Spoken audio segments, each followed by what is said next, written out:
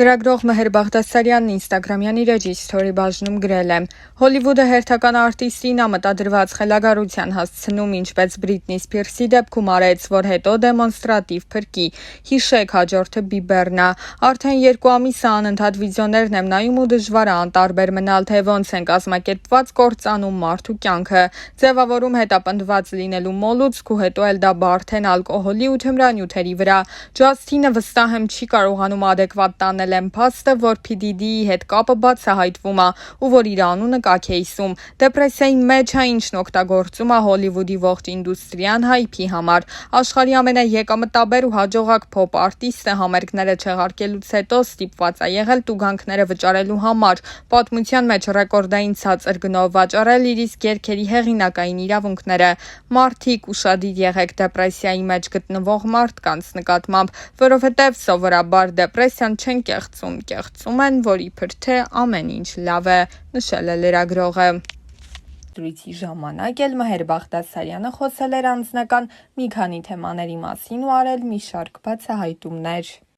Անդրադառնալով հարցին, արդյոք հիմա պատրաստ են տանիք կազմելու, Մհերը նշել էր. Հիմա ավելի հաճախ եմ մտածում այդ մասին, բայց հիմա ավելի պատրաստ չեմ, քան մի քանի տարի առաջ, որովհետև հիմա ավելի խելացի եմ նայում այդ ամենին։ Ես հասկանում եմ, որ անպայման ցանկացած դեպքում մարդ պիտի լույս աշխարհ բերի երեխա եւ գիտակցված ընտանիք կազմի։ Ես կարծում եմ, որ երեխան պետք է ծնվի սիրո արդյունքում եւ սիրող ընտանիքում, որպեսզի դու այդ երեխայի նկատմամբ մեղք գործած չլինես։ Ես հույս ունեմ ու որոշ դեպքում վստահ եմ, որ դա տեղի կունենա իմ կյանքում։ Ես դեռ ընդամենը 35-36 տարեկան եմ, մինչև 40 ինձ ժամանակ եմ տալիս։ Չեմ ուզում երեխաս գնա դպրոց, ես լինեմ լրիվ սպիտակ մազերով պապիկ։ Միայն սիրահարվածությունը, միայն այդ հեղեղուկ էմոցիան չի կարող ջրել այդ ծառը։ Առաջին հերթին պետք է լինի համատեղելիություն, հետո վստահություն մարդու նկատմամբ։ Անի Երանյանի հետ հարաբերությունների մասին պատմելիս էլ Մհերը նշել էր.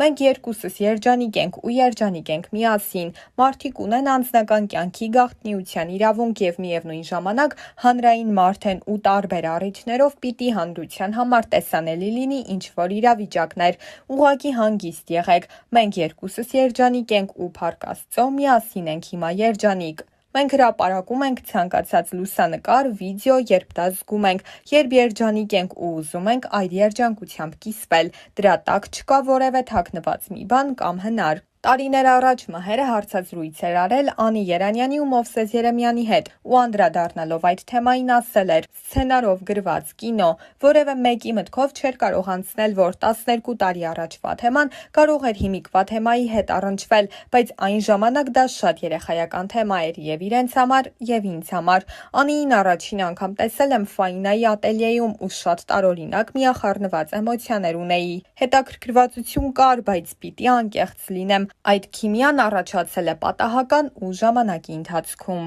Հիշեցնենք նաև, որ Մհերի ու Անիի սիրավեպի մասին լուրերը սկսվեցին իրենց ռեալիթի շոուից հետո, որի հիմքում նրանք դրել էին իրենց հարաբերությունները։ Ռեալիթի շոուի երկրորդ եթերաշրջանի առաջին էպիզոդում Անին համաձայնել էր հարաբերություններ սկսել Մհերի հետ։ Այդ շրջանում թվում էր ամեն բան լավ է, զույգն էլ իրար լավ է հասկանում։ Ինստագրամյան էջում էլ Անին ու Մհերը դարձան ամենասիրելի զույգերից մեկը, սակայն էպիզոդներից մեկում Մհերը խոստովանեց, որ Անիին խաբել է ու հանդիպել այլ աղջկա հետ։ Այս էպիզոդից հետո Անին դադար խնդրեց ու ամիսներ շարունակ էր, ինչ նոր էպիզոդ չկար։ Զույգն էլ համատեղ հրապարակումներ չեն անում։ Նրանց երկուսի հրապարակումները խիստ աշխատանքային էին։ Այդ շրջանում Մհերը հաճախ էր լինում Հայաստանում, այստեղ նկարահանելով իր տետ-ա-տետ հաղորդումը, դե իսկ Անին զբաղված էր նոր նախագծի նկարահանումներով։ Սակայն որոշ ժամանակ անց Մհերը կոտրել էր այս դադարը Անիի հետ համատեղ լուսանկարով կիսվելով ինստագրամյան իր էջի սթորի բաժնում։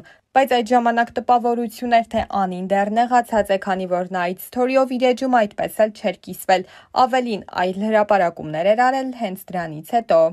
Ինստագրամյան իր էջում կազմակերպված հարց ու պատասխանների ժամանակ էլ նշել էր, որ իրենք շոուն ավարտին կհասցնեն եւ այն կրկին կվերսկսվի։ Ես ինձ գիտեմ հաղորդաշարի ընթացքում էլ Մհերը խոսելով Անի Երանյանի հետ հարաբերությունների մասին պատմել էր, որ չի խոսում նրա հետ եւ իրենք այլևս ընկերներ չեն։ Իդեպ հենց այդ հաղորդման ժամանակ լրագրողը եւս մի բացահայտում էր արել։ Որպես ամոթալի պատմություն մհերը մի դեպք էր հիշել, երբ ինքը ընդամենը 23 տարեկանում Լոս Անջելեսի ակումբներից մեկում հանդիպել է աշխարհահռչակ դերասան Լեոնարդո Դի Կապրիոին և ցանկացել է լուսանկարվել նրա հետ։ Վերջինս էլ մերժել է, իսկ անվտանգության աշխատակիցները մհերի խոսքով ոլորել են ձեռքերն ու դուրս հանել։ Սակայն արդեն հիմա զույգը չի խուսափում համատեղ հրապարակումներից ու նման հրապարակումներով հաճախ է ուրախացնում հետևորդներին։ Դրանցից մի քանիսն էլ ներկայացնում ենք ձեր ուշադրությանը։